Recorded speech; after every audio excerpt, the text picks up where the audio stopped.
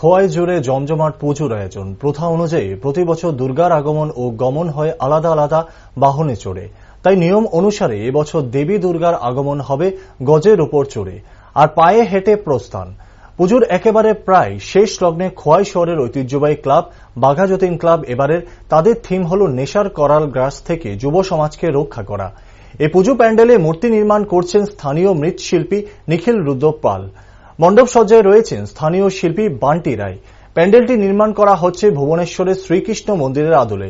এই পুজো মণ্ডপটি বিশেষত্ব হল গোটা মন্দির চত্বর এবং ক্লাবের বিভিন্ন জায়গায় নেশা বিরোধী বিভিন্ন হোর্ডিং লাগানো থাকবে। পুজো কমিটির সম্পাদক রিপন বণিক বলেন, এবছর তাদের পুজোয় দর্শনার্থীদের ভিড় অনেকটাই পরিলক্ষিত হবে, কেননা পুজোর 4 দিন থাকবে মনোঙ্গ সাংস্কৃতিক অনুষ্ঠান। এবছর আপনাদের পুজোর থিম কি রয়েছে, বাজেট কি রয়েছে এবং মূর্তি কে নির্মাণ করছে এই বিষয়ে কি বলবেন? নমস্কার, প্রথমেই সকলকে শারদীয় শুভেচ্ছা।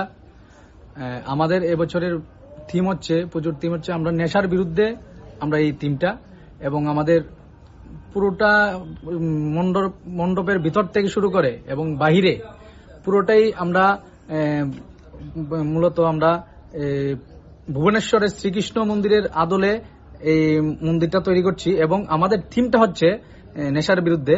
কারণ ইদানিংকালের আমাদের মতন বয়সী ছেলেরা, যুবকরা নেশার ভিতর আসক্ত হয়ে আছে, সেই জন্য আমরা নেশার বিরুদ্ধে আমরা থিমটা নিয়েছি। আমাদের মণ্ডপের ভিতর থেকে বাহির পর্যন্ত নেশার বিরুদ্ধে অভিযান থাকবে এবং আমাদের মূর্তির যে ব্যাকগ্রাউন্ড সহকারে, প্রতিমার ব্যাকগ্রাউন্ড সহকারে ভিতর এবং বাহির রাস্তায় আমাদের পুরোটাই নেশার বিরুদ্ধে থাকবে।